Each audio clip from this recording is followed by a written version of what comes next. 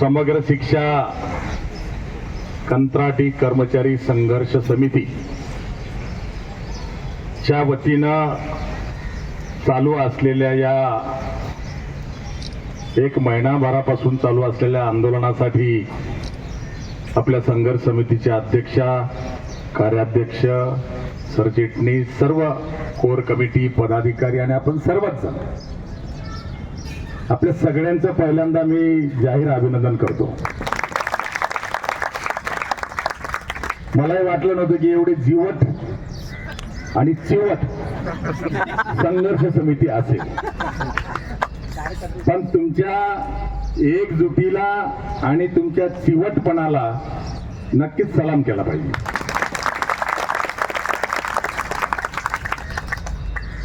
यश मिळवायचंय आणि प्रवास खडतर आहे. आपल्याला माहिती आहे, जर स्वच्छ आणि नितळ पाणी मिळवायचं असेल तर काळा पाषाण फोडूनच काढावं लागतं. त्यामुळे 20 वर्षाच्या वनवासाला संपवायचं असेल आणि उचित उद्दिष्ट आपल्याला गाठायचं असेल तर ती तयारी तुम्हाला सगळ्यांना ठेवावी लागणार होती आणि तुम्ही आमच्या अपेक्षेपेक्षा काकणभर पुढे निघाला.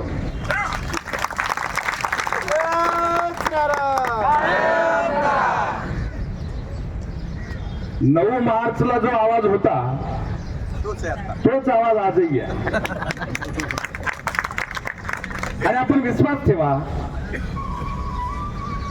यश नक्की तुमच्या पायावर लोळण घेतल्याशिवाय राहणार नाही. मी खरं तर आज येत नव्हतो. मला हे नेहमी म्हणतात ग्राउंडवर चला, म्हणून कशासाठी? शायनिंग मारायसाठी यायची गरज नाही.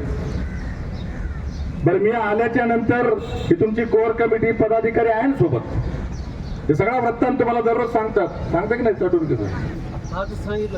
हे तर माझ्या सावलीसारखं माझ्या सोबतच आहेत. कुठेही जाऊ, सगळीकडे आहेत. त्यामुळं जे 20 वर्षामध्ये झालं नाही ते आता तुमचं झालंय हे काही नाकारायची काहीच आवश्यकता नाही.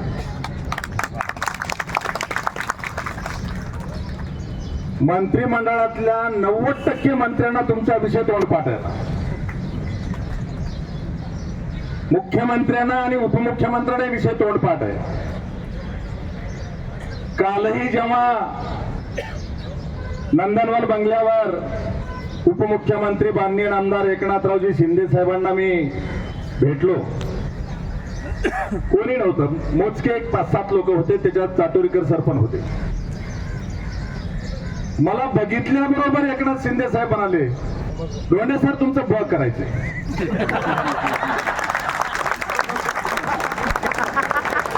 मी त्यांच्या शब्दाचं वाक्य वापरलं, आता माझं ब करायचंय.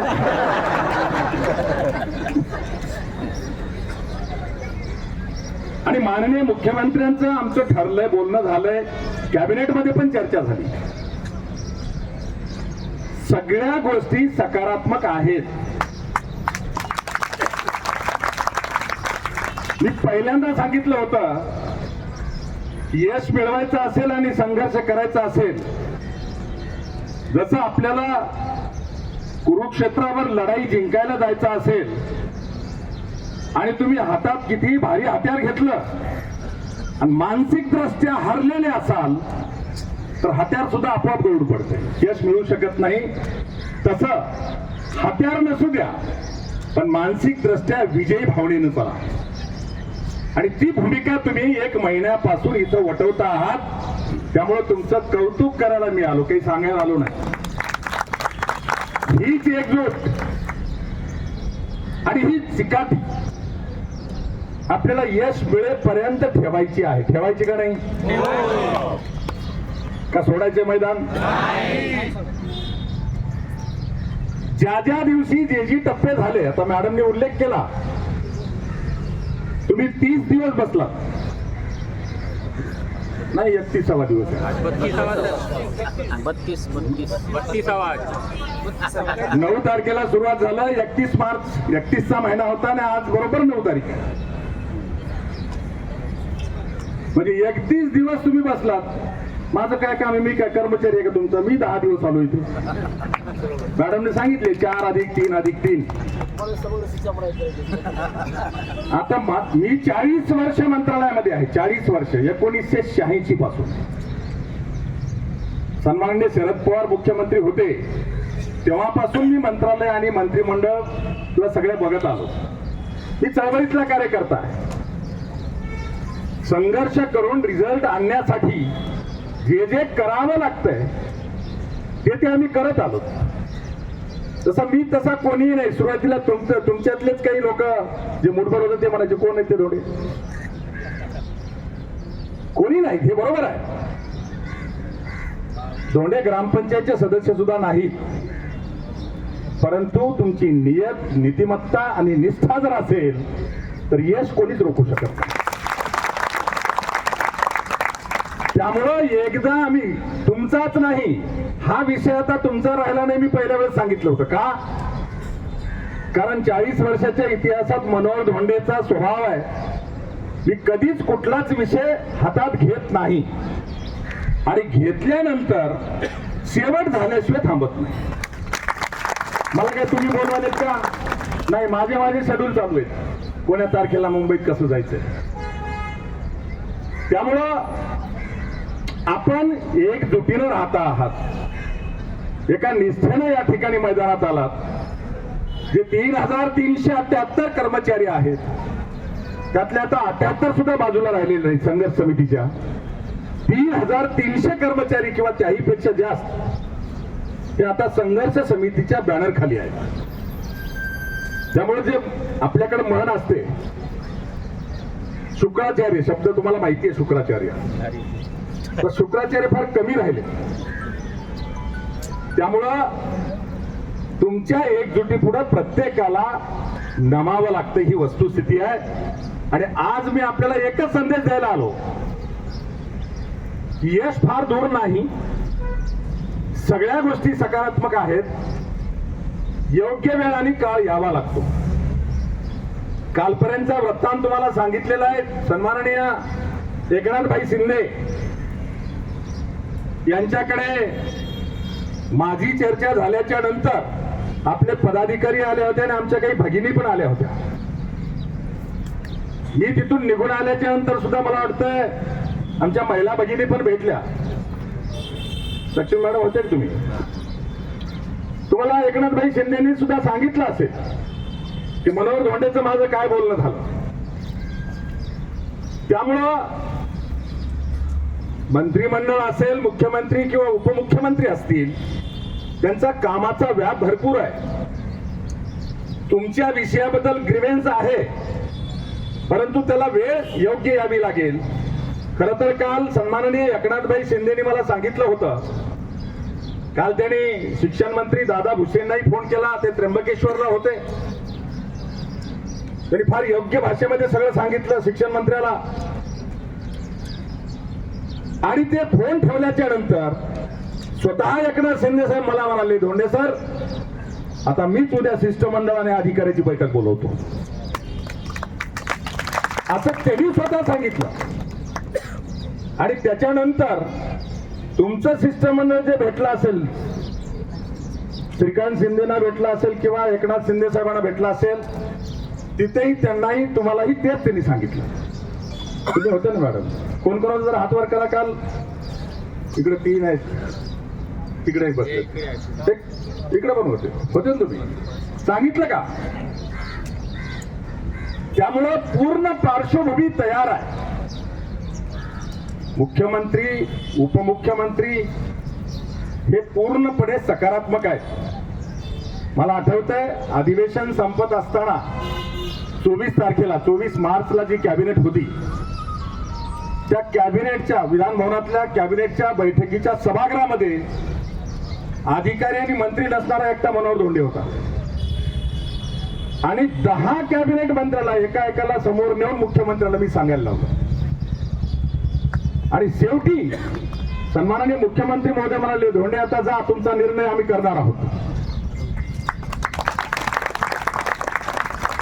इथपर्यंत आपण त्याचा पाठलाग केलेला आहे. आणि हे सगळं करत असताना काही मधल्या काही चुका स्टेप चुकल्यात नाही असं नाही. जसं की समिती गठीत केली, त्यामध्ये अध्यक्ष बदलावरून वेळ गेला. समितीच्या बैठका आणि अहवाल मी बोलल्याप्रमाणे तिसऱ्या बैठकीला मी कन्क्लूड करून रिपोर्ट लिहायला लावतो असं सांगितलं होतं. तेच आपण करायला लावलं. बाहेर राज्यातले दौरे करायचा विषय होता, मी रद्द करायला लावला.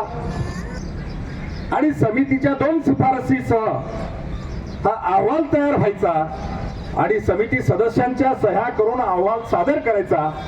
नेमकं त्याच वेळेला निवडणुका चालू होत्या, नगरपालिकेच्या निवडणुका. आणि मीही प्रचारामध्ये तिकडे असल्यामुळं त्या समितीच्या अहवालावर सही करायला मी सुद्धा येऊ शकलो नाही. शेवटी एसपीडीने मला अनेक वेळेला फोन केले. मी त्यांना सांगितलं तुमचा प्रतिनिधी घेऊन पाठवा, मी सही करून देईल, मी मुंबईत येऊ शकत नाही. आणि मग त्यावर पर्याय निघून मग आमच्या सह्या झाल्या. पण जर कदाचित तो अहवाल निवडणुका चालू नसत्या तर अहवाल घेऊन Santosh Kumar additional chief secretary सह सदस्य मिळून जर मुख्यमंत्र्याला डायरेक्ट हातात नेऊन दिला असता तर मधला वेळ गेला नसता. पण तो वेळ गेला. सन्माननीय मुख्यमंत्र्यांच्या समोर अहवालाची फाईल द्यायला सुद्धा खूप वेळ गेला आणि तो अहवाल स्वीकारला. आता स्वीकारल्याच्या नंतर शिक्षण विभागाची जबाबदारी आहे की ती फाईल कॅबिनेटला द्यायची आहे. अहवालाच्या शेवटी एक वाक्य टाकलेलं आहे, सामान्य प्रशासन विभाग, अर्थ विभाग आणि विधी व न्याय विभागाच्या अभिप्रायासह फाईल पाठवायची आहे. मधल्या काळामध्ये सन्माननीय मुख्यमंत्र्यांनी कुठलेही आदेश दिले नाहीत. या नावाखाली जवळपास 15 दिवस फाईल तशीच राहिली. त्याच्यासाठी सुद्धा सन्माननीय एकनाथ शिंदे साहेबांनी शिक्षण मंत्री दादा भुसेंना 3 ते 4 वेळेला सांगितलं. आणि मग मुख्यमंत्र्याकडून सन्माननीय परदेशी साहेबांना मी सांगायला लावलं. परदेशी साहेबांनी जॉईंट सेक्रेटरी बाविस्कर साहेबांना सांगितलं आणि बाविस्कर साहेबांनी शिक्षण विभागाला सांगितलं फाईल सबमिट करा. आता आपली फाईल ही योग्य दिशेने प्रवास करते आहे. परवाला आपली फाईल जीएडी म्हणजे सामान्य प्रशासन विभागाला गेली. काल माझ्यासोबत तुमचे पदाधिकारी होते. जीएडी डिपार्टमेंटच्या प्रधान सचिव सन्माननीय राधा मॅडम यांची भेट घेऊन 15 मिनिटं आम्ही चर्चा केली. पूर्णपणे त्यांना सकारात्मक केलंय.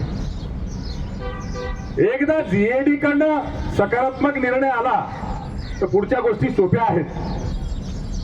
आणि म्हणून संख्ये मॅडम असतील किंवा फायनल अथॉरिटी म्हणून व्ही राधा मॅडम असतील, यांना हा विषय पूर्ण लक्षात आणून दिला, समजावून दिला.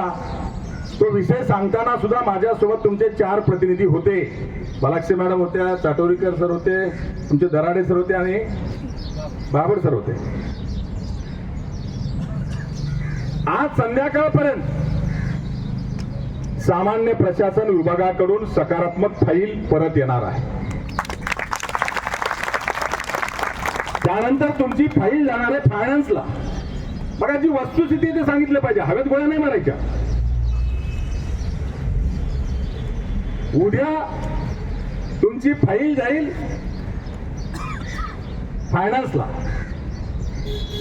आणि फायनान्सचे प्रतिनिधी म्हणून डेप्युटी सेक्रेटरी माळी साहेब आपल्या समितीत होते. माळी साहेब स्वतः पूर्णपणे आपल्या बाजूने सकारात्मक आहेत. जनरली महाराष्ट्र शासन असेल का कुठलंही शासन असेल, अर्थ विभाग हा निगेटिव्हच असतो. पण डेप्युटी सेक्रेटरी माळी साहेब सकारात्मक आहेत आणि त्यांनाही अडचण येऊ नये म्हणून आम्ही अर्थ विभागाच्या प्रधान सचिवाची सुद्धा आज भेट घेतली. रस्तोगी साहेबांची भेट घेतली. हे मीटिंग मध्ये असताना आम्ही मध्ये गेल्यावर उठून बसले आणि चर्चा झाली आमची. त्यांना पार्श्वभूमी सांगितली. आता माननीय मुख्यमंत्री किंवा उपमुख्यमंत्री यांचं ते काम नाही. प्रशासकीय पातळीवर मुख्यमंत्र्यांनी परदेशी साहेबांना सांगितलं, परदेशी साहेबांनी जॉईंट सेक्रेटरी बाविस्कर साहेबांना सांगितलं आणि बाविस्कर साहेब जॉईंट सेक्रेटरी हे स्वतः आपल्या फाईलचा पाठपुरावा करतायत. ते शिक्षण विभागाचे तुषार महाजन साहेबांनी काल बोलले आमच्या समोर. आज आम्ही जेव्हा भेटायला गेलो तर फायनान्स मध्ये सुद्धा त्यांनी बोलून ठेवलंय. त्याचबरोबर एकनाथ शिंदे साहेबांचे जे पर्सनल सेक्रेटरी आहेत नितीन राठोड, त्यांनी सुद्धा वैयक्तिक सांगून ठेवलेलं आहे.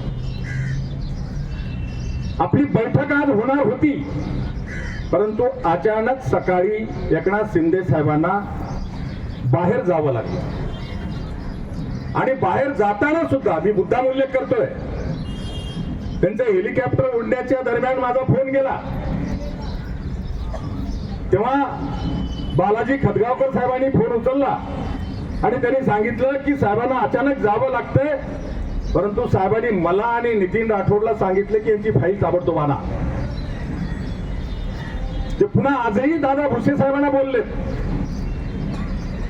त्यामुळे स्वतः उपमुख्यमंत्री हे सुद्धा आपल्या बाजूनी पूर्णपणे सकारात्मक या ठिकाणी काम करतायत.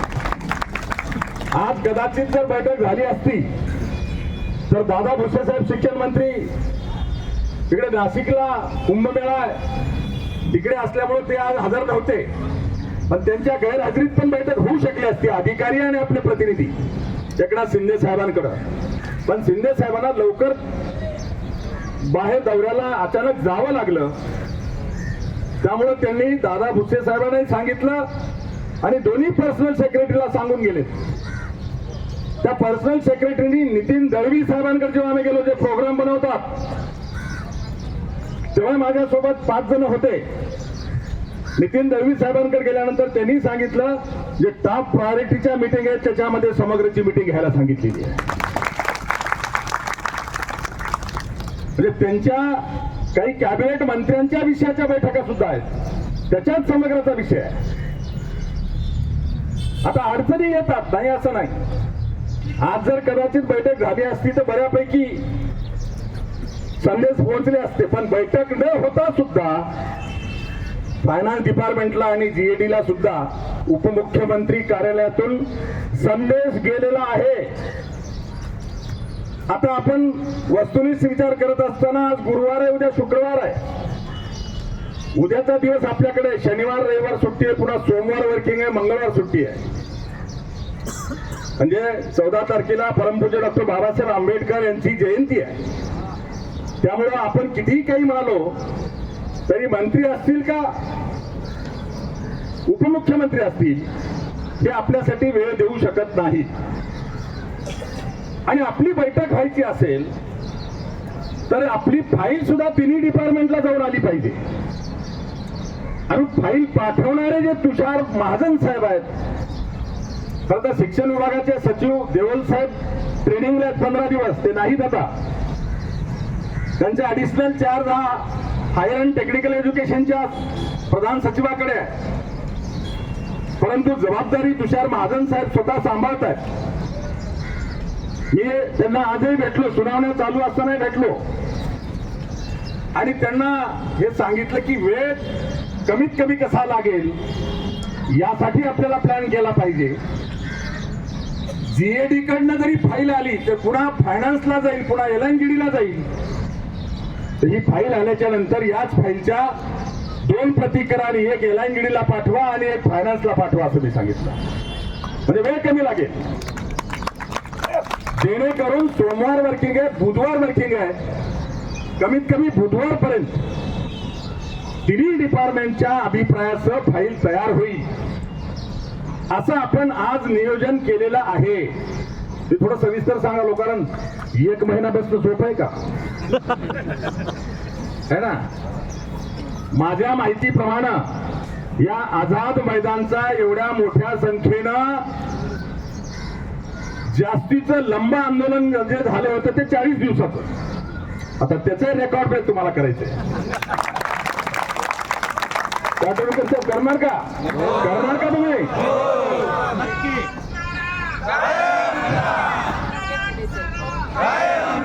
करणार. या आझाद मैदानाचं रेकॉर्ड ब्रेक करायचं तुम्हाला. आतापर्यंत 40 दिवसाचं आंदोलन झालेलं आहे. तुमचे 32 दिवस होत आलेत.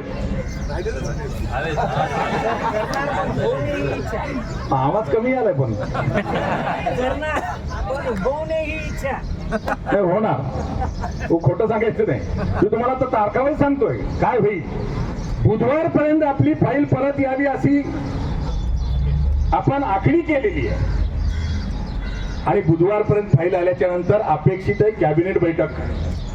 आपण कॅबिनेटला आयत्या वेळचा विषय म्हणून घ्या म्हणून विनंती करू शकतो, नाही असं नाही. पण पुढच्या आठवड्यात कॅबिनेट होण्याची शक्यता नाही. त्याचं कारण आहे सोमवार वर्किंग आहे. प्रत्येक मंत्री असतील, आमदार असतील, डॉक्टर बाबासाहेब आंबेडकरांच्या जयंतीला मतदारसंघात जातात.